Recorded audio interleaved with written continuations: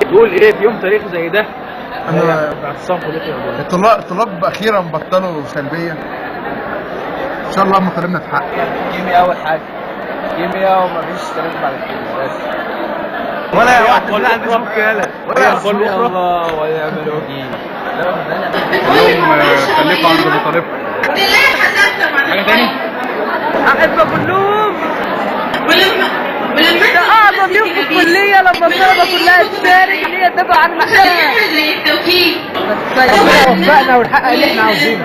وانت؟ من غير مصالح تانية. وانت؟ من غير مصالح تانية.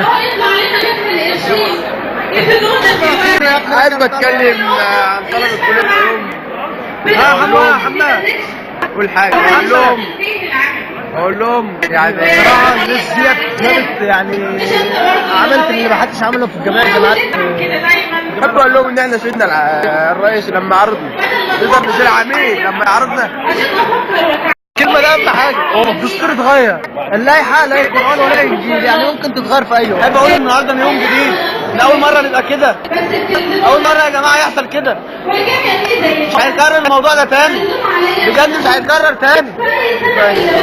يا رب نجيب الكيمياء وخلاص، يا رب تهدف الشهاده. ربنا يعدها ربنا يعدها خير.